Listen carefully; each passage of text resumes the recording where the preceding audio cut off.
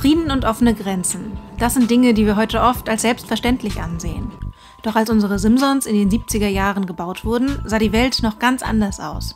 Die Angst vor einer Eskalation des Kalten Kriegs war allgegenwärtig. Deutschland war geteilt und Reisen von Ost nach West beinahe unmöglich. Ein Roadtrip mit der Simson bis nach Den Haag? Damals undenkbar. Für unsere Sommertour haben wir uns daher ganz bewusst für Den Haag entschieden, die Hauptstadt des Friedens. Warum? Weil wir in einer Zeit leben, in der die Nachrichten von Kriegen, Abschottung und Aufrüstung dominiert werden.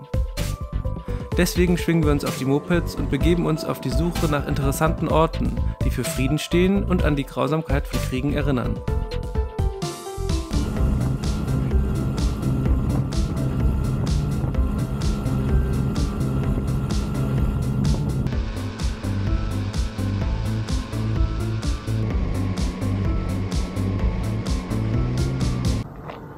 Tag 1 unserer Sommertour. Wir sind auf dem Weg nach Den Haag und wir haben gerade schon eine richtig schöne Mittagspause gemacht. In Neudorf gab es eine Sitzecke mit Gästebuch.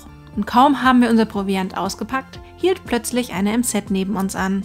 Wie sich herausstellt, haben wir unsere Pause nämlich direkt neben dem Hof einer Ostmoped-begeisterten Familie gemacht. Spontan entstand so vermutlich das erste Moped-Treffen von Neudorf.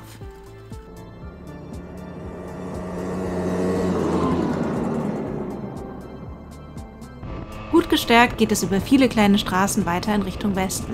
Die Mopeds laufen wie geschmiert.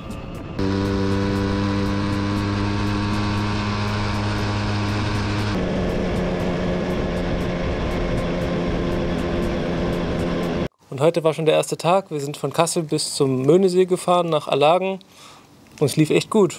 Wir sind richtig gut durchgekommen. Es hat total Spaß gemacht, das Wetter war super und wir haben auch echt schöne Orte unterwegs entdeckt. Wir waren zum Beispiel in der Wewelsburg, wo wir eigentlich nur einen Kaffee trinken wollten. Allerdings gibt es hier eine spannende Gedenkstätte, die wir uns etwas genauer anschauen mussten. Ist schon wild, dass sie das hier so dreieckig gebaut haben. Ja, krass. Die dreieckige Burg ist nämlich nicht nur ein beeindruckendes Bauwerk, sondern auch ein Ort, der eng mit der Geschichte des Dritten Reichs verbunden ist. 1933 entdeckte Heinrich Himmler dieses ehemalige Schloss in der Nähe von Paderborn und hatte große Pläne für diesen Ort.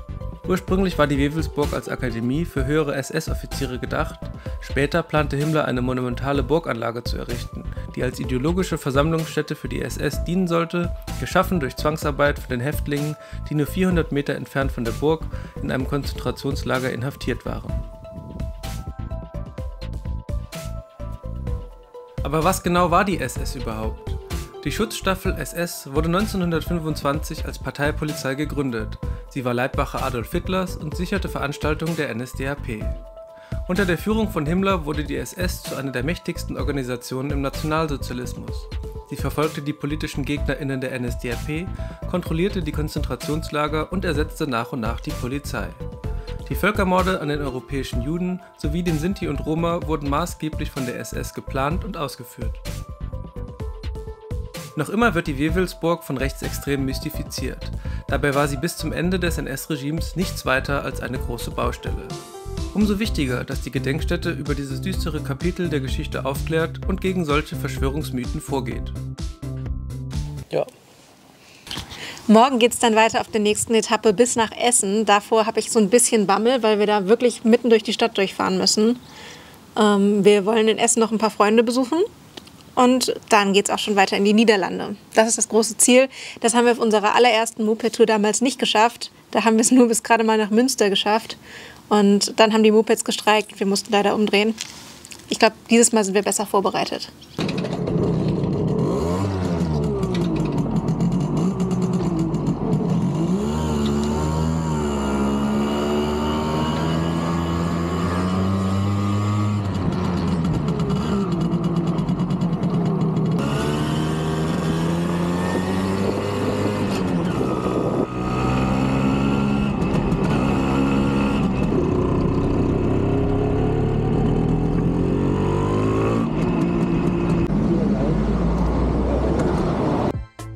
Gut erholt und frisch gestärkt geht es heute weiter.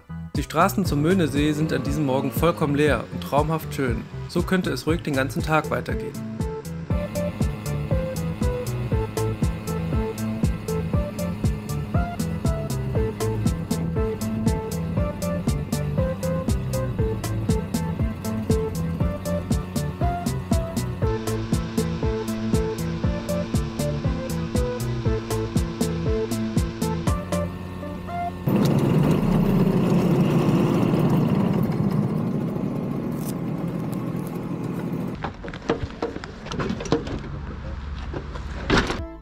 An der Staumauer machen wir kurz Pause und merken schon jetzt, dass heute ein extrem heißer Tag wird. Dagegen hilft Fahrtwind wohl am besten, also bleiben wir nicht lange und machen uns auf den Weg in den Großstadtdschungel des Ruhrgebiets, wo wir am Abend noch Freunde treffen.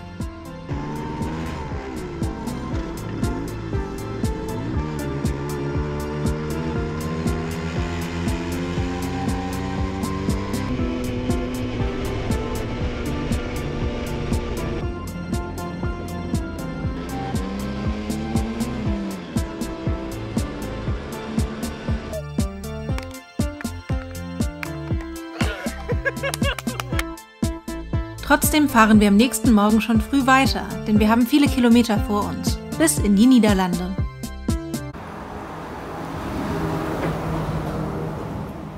Guten Morgen aus Mülheim. Wir sind gerade einmal aus Essen raus und wollten eigentlich so schnell wie möglich das Ruhrgebiet hier verlassen. Aber leider stehen wir jetzt hier an der Straße, weil Tempo-Wert nicht mehr so richtig möchte. Das ist schon Aussetzer und der Motor geht plötzlich aus, wenn man gerade auf einer Landstraße ist, wo super viele Autos fahren. Das ist echt ungünstig. Und wir haben jetzt einfach jemanden gerade angehalten, der sich die Möglichkeit gegeben hat und versuchen das zu reparieren. Alter, wie fest ist das denn?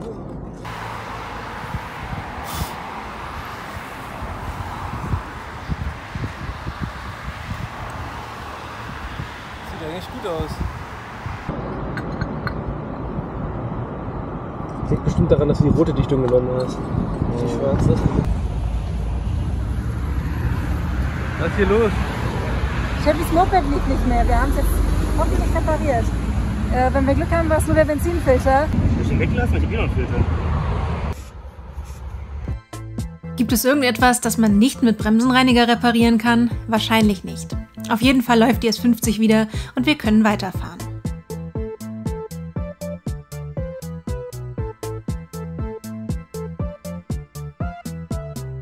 Irgendwann werden die Städte immer kleiner und plötzlich erreichen wir die Grenze zu den Niederlanden. Hier machen wir unsere erste Mittagspause mit niederländischen Snacks und nehmen anschließend eine Fähre, um die Maas zu überqueren, die einige Kilometer parallel zur Grenze verläuft.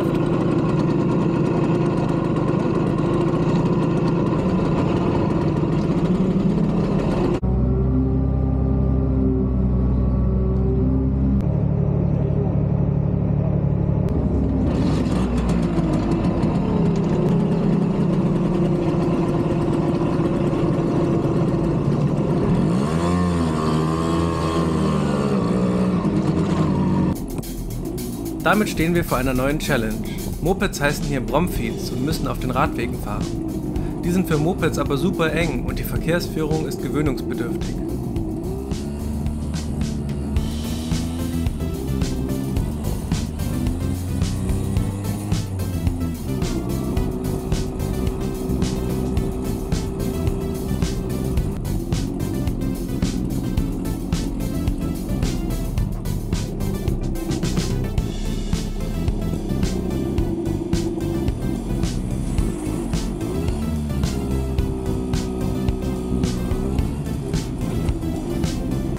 Hast du gedacht, dass du mit einer Simson mal nach Amerika fährst? Nee, hätte ich nicht. Ich glaube, die Leute, die die Simson gebaut haben, haben nicht gedacht, dass die Simson mal in die Niederlande fährt, geschweige denn bis nach Amerika.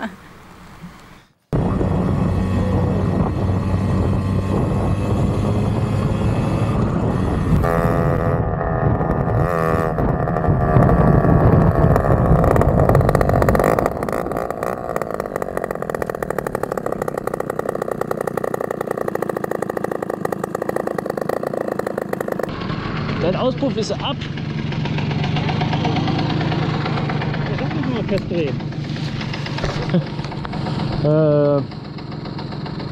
Ich glaube, das ist nicht so gut. Meinst du?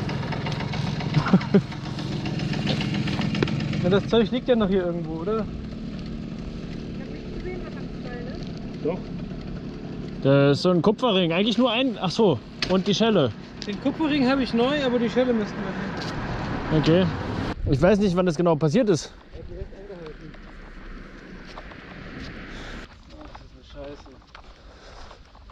Irgendwie auch ein bisschen witzig. Ein bisschen witzig, ja.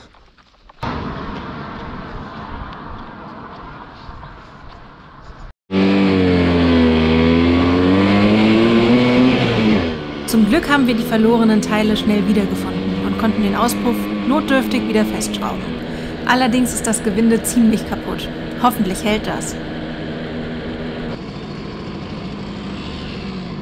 Zumindest reicht es bis zu dieser Baustelle nördlich von Eindhoven, wo wir einen spannenden Ort besichtigen wollen.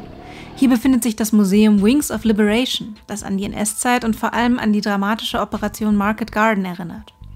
Zwischen dem 17. und 25. September 1944 landeten hier in der Region fast 40.000 alliierte Fallschirmjäger, um gegen die deutsche Besatzung zu kämpfen. Ihr Ziel war es, strategisch wichtige Brücken zu sichern und den Niederrhein zu überqueren, um schließlich das industrielle Herz Deutschlands, das Ruhrgebiet, zu erreichen. In der Realität hat es allerdings nicht ganz reibungslos geklappt. Die Planer der Aktion hatten das Gelände falsch eingeschätzt und nicht bedacht, dass eine kampferprobte deutsche Panzerdivision bereits auf dem Weg in die Region war. Diese Fehleinschätzungen wurden den Fallschirmjägern zum Verhängnis. Über 17.000 alliierte Soldaten verloren ihr Leben, weshalb die Operation bis heute äußerst umstritten ist. Das Museum Wings of Liberation bringt diesen dramatischen Teil der Geschichte auf eindrucksvolle Weise zum Leben. Die Ausstellungen zeigen, wie sich die Soldaten damals gefühlt haben müssen, eng eingepfercht in lauten Transportflugzeugen, kurz davor in feindliches Gebiet abzuspringen. Eine Situation, die für viele den sicheren Tod bedeutete. Ein Besuch hier ist mehr als nur eine Geschichtsstunde. Es ist eine bewegende Reise in die Vergangenheit und beweist, wie unfassbar schrecklich Kriege sind. Mit diesen Eindrücken fahren wir weiter. Mit dem Moped über Radwege zu fahren, fühlt sich mittlerweile schon fast normal an.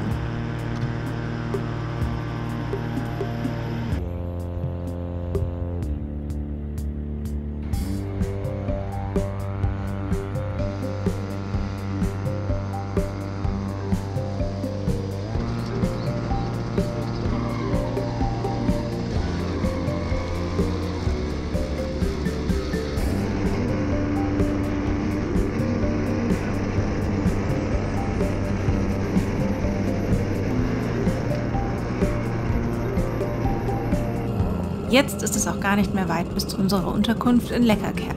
Und das Fahren auf dem Deich Richtung Sonnenuntergang ist traumhaft schön.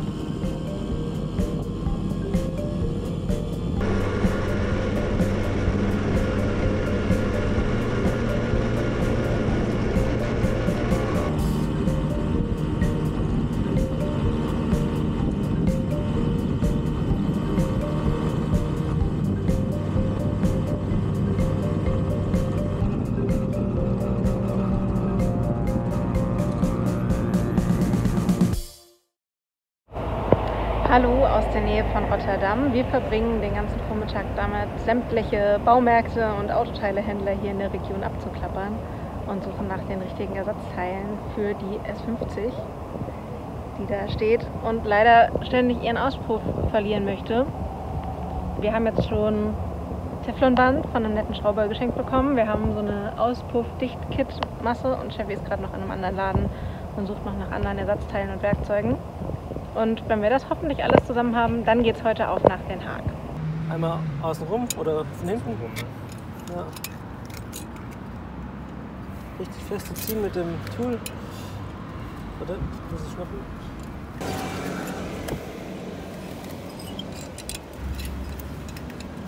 Bisschen zu lang, hier so.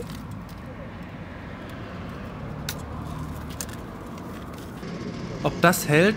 Momentan sieht es ja ganz gut aus, aber vor uns liegen noch mehr als 700 Kilometer.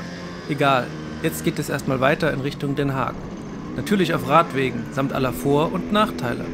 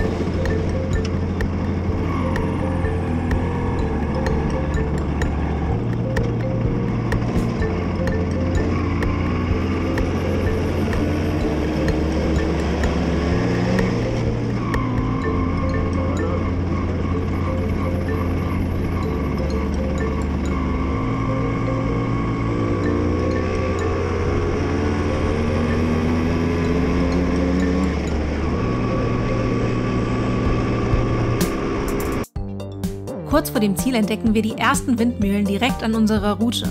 Natürlich müssen wir anhalten und ein paar Fotos machen.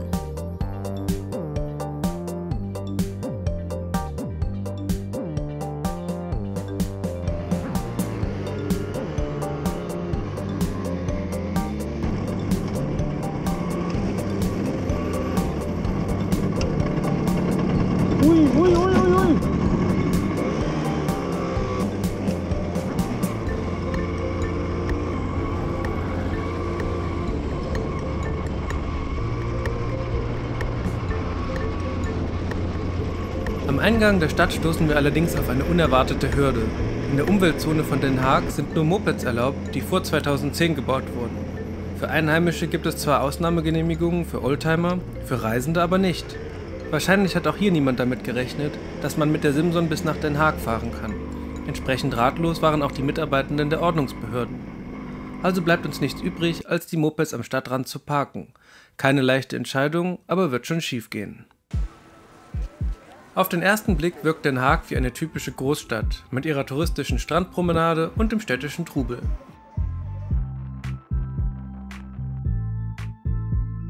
Doch hinter den Fassaden verbergen sich einige der wichtigsten internationalen Institutionen.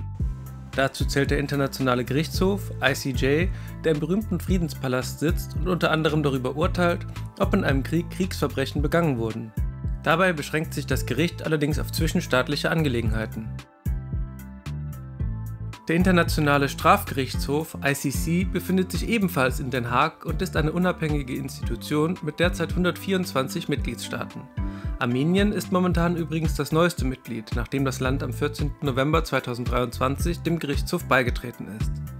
Der ICC wird jedoch nur bei besonders schweren Straftatbeständen tätig, wie Völkermord, schweren Kriegsverbrechen, Verbrechen gegen die Menschlichkeit und seit 2018 auch bei Angriffskriegen.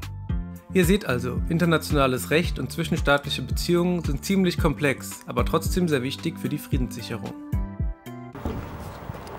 Wir sind wieder an dem Bahnhof angekommen, an dem unsere Mopeds die letzten Tage gestanden haben. Und ich bin so froh, dass die Mopeds noch da sind, dass sie nicht geklaut wurden, dass alle Teile, die wir daran vergessen haben, noch da sind und dass sie auch niemand kaputt gemacht hat. Wir machen uns jetzt auf den Weg wieder Richtung Deutschland zurück. Den Haag war echt schön. Wir haben viel erlebt und viel gesehen hier. Und jetzt geht es wieder ab auf die Piste. Wir haben eine lange Strecke vor uns. Ich glaube, das wird echt anstrengend. Wir wollen bis kurz hinter Apeldoorn kommen, damit wir morgen auf der Strecke nach Münster damit wir ein bisschen Strecke machen, damit wir morgen ganz gut nach Münster kommen. Das ist der Plan heute. Es liegen einige Kilometer vor uns. 160 Kilometer ungefähr haben wir heute zu fahren. Also ich habe fertig gepackt. Ich auch.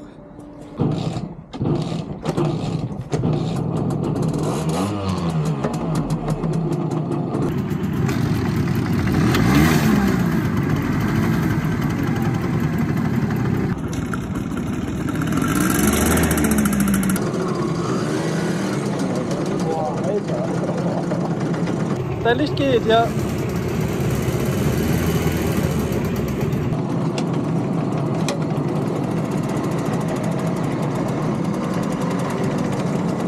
Auch mit dem Losfahren.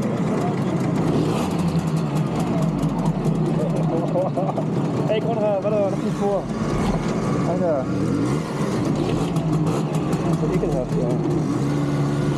Ja, hast du aber auch, ne?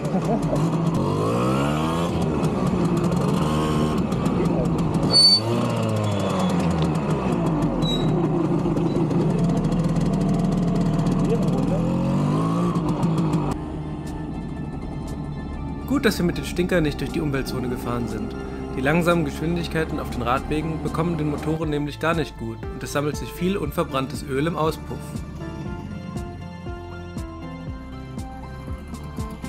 Zum Glück legt sich die blaue Wolke, wenn die Motoren erstmal warm sind und wir machen bei bestem Wetter gut Strecke.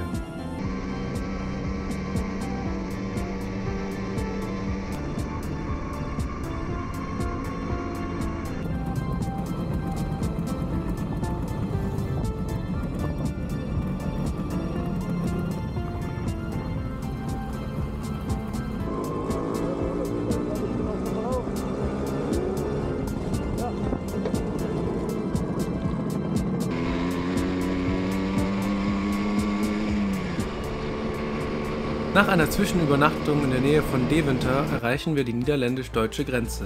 Ab hier heißt es also runter von den Radwegen und zurück auf die Landstraße.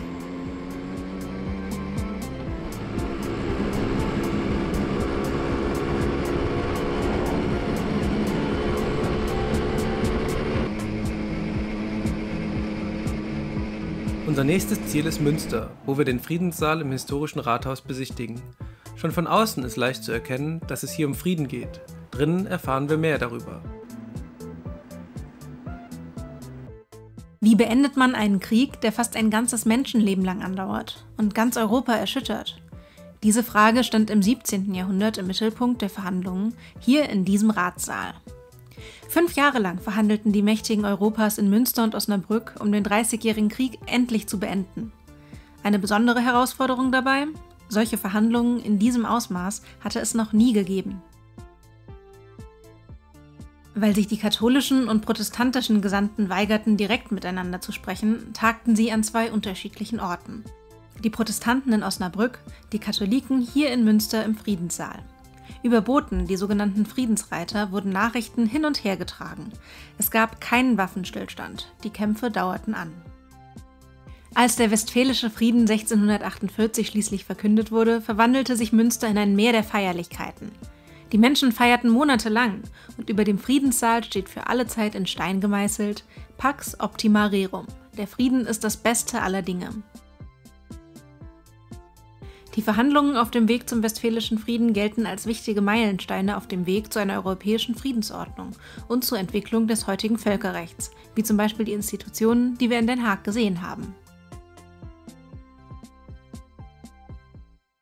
Das war unsere Sommertour 2024. Uns hat die Reise richtig viel Spaß gemacht und ich hoffe, euch hat das Video auch gefallen. Genau, und wenn es euch gefallen hat, abonniert doch unseren Kanal, das würde uns freuen. Und dann seht ihr auch, wie unsere nächsten Touren so gehen und wo wir hinfahren. Bis zum nächsten Mal.